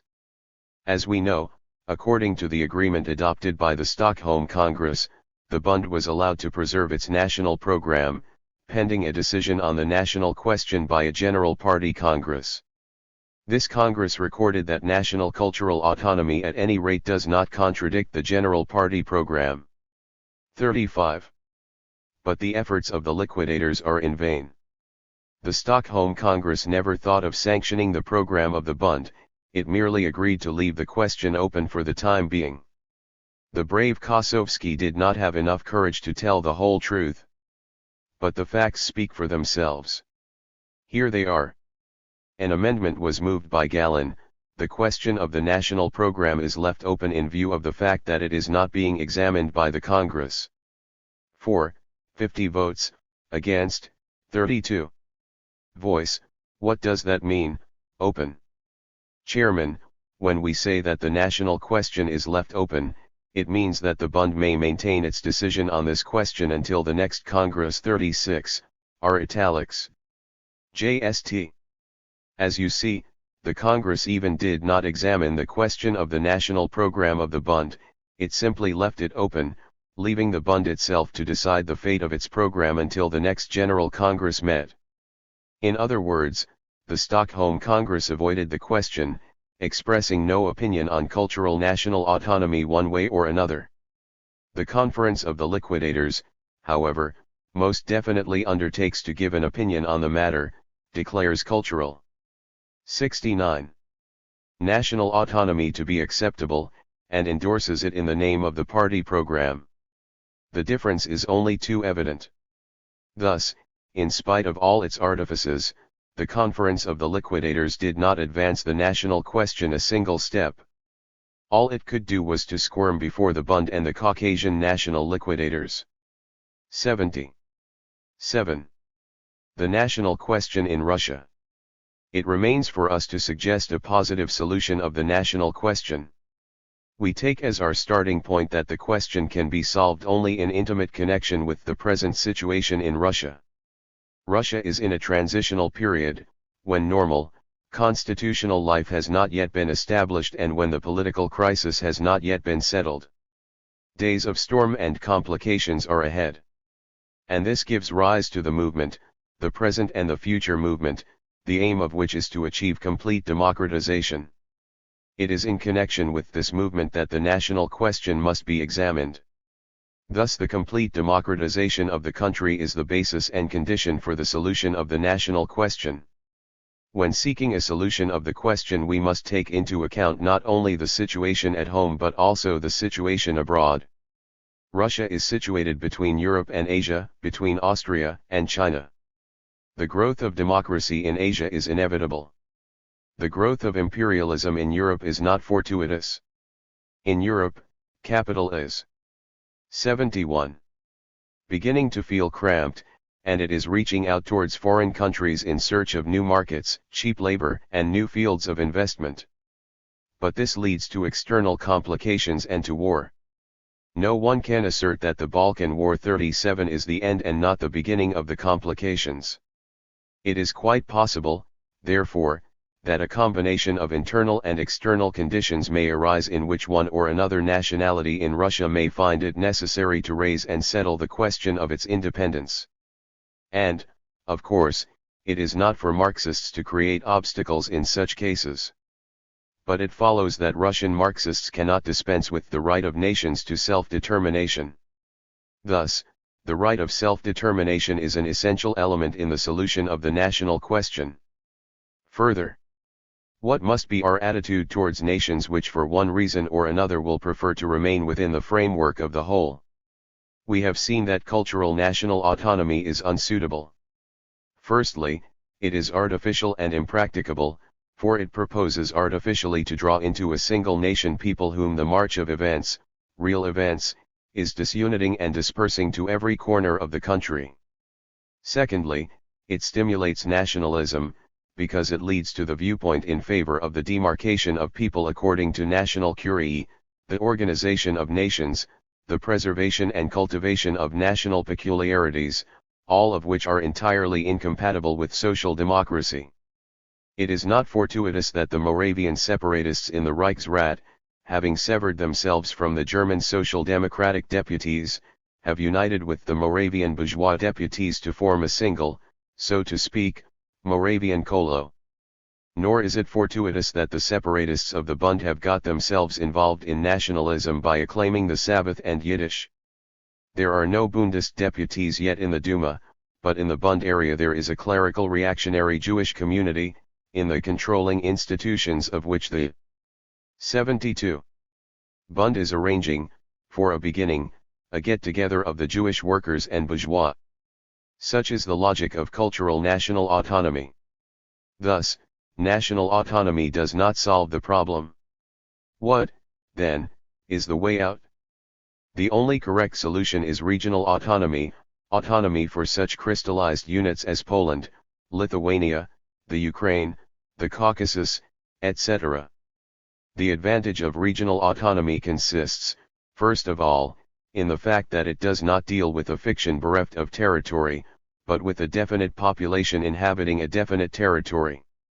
Next, it does not divide people according to nations, it does not strengthen national barriers, on the contrary, it breaks down these barriers and unites the population in such a manner as to open the way for division of a different kind, division according to classes. Finally, it makes it possible to utilize the natural wealth of the region and to develop its productive forces in the best possible way without awaiting the decisions of a common center, functions which are not inherent features of cultural national autonomy. Thus, regional autonomy is an essential element in the solution of the national question. Of course, not one of the regions constitutes a compact, homogeneous nation, for each is interspersed with national minorities. Such are the Jews in Poland, the Lets in Lithuania, the Russians in the Caucasus, the Poles in the Ukraine, and so on. It may be feared, therefore, that the minorities will be oppressed by the national majorities. But there will be grounds for fear only if the old order continues to prevail in the country. Give the country complete democracy and all grounds for fear will vanish. It is proposed to bind the dispersed minorities into a single national union. But what the minorities want is not an artificial union, but real rights in the localities they inhabit. What can such a union give them without complete democratization? On the other hand, 73. What need is there for a national union when there is complete democratization? What is it that particularly agitates a national minority? A minority is discontented not because there is no national union but because it does not enjoy the right to use its native language. Permit it to use its native language and the discontent will pass of itself.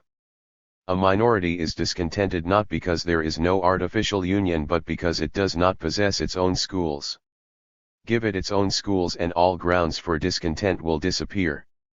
A minority is discontented not because there is no national union, but because it does not enjoy liberty of conscience, religious liberty, liberty of movement, etc. Give it these liberties and it will cease to be discontented. Thus, equal rights of nations in all forms, language, schools, etc., is an essential element in the solution of the national question. Consequently, a state law based on complete democratization of the country is required, prohibiting all national privileges without exception and every kind of disability or restriction on the rights of national minorities. That, and that alone, is the real, not a paper guarantee of the rights of a minority.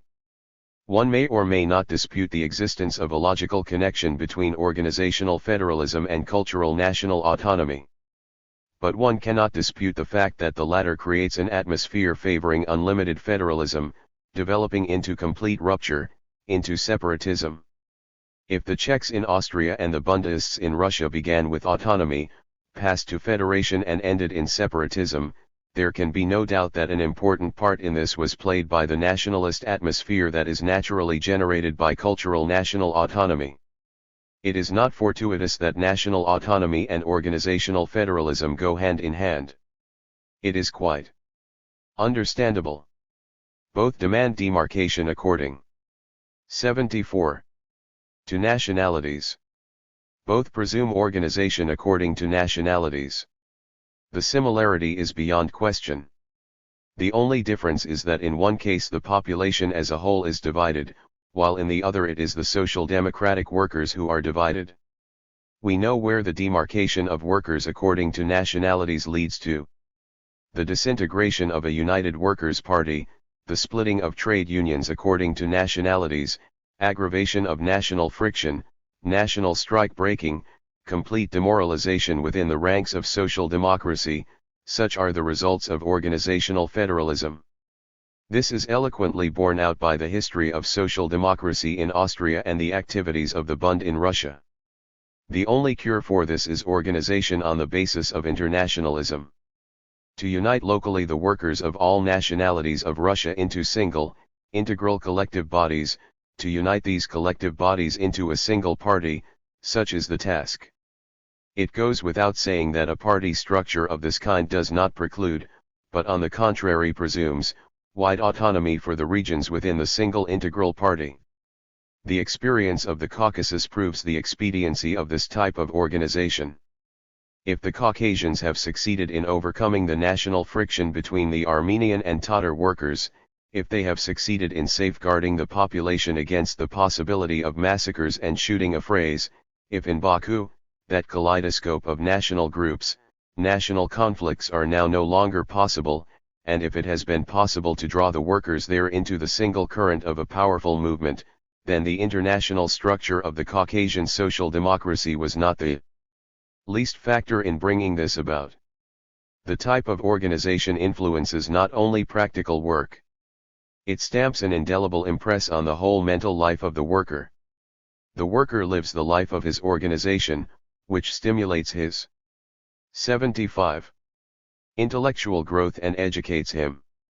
And thus, acting within his organization and continually meeting their comrades from other nationalities, and side by side with them waging a common struggle under the leadership of a common collective body, he becomes deeply imbued with the idea that workers are primarily members of one class family, members of the united army of socialism.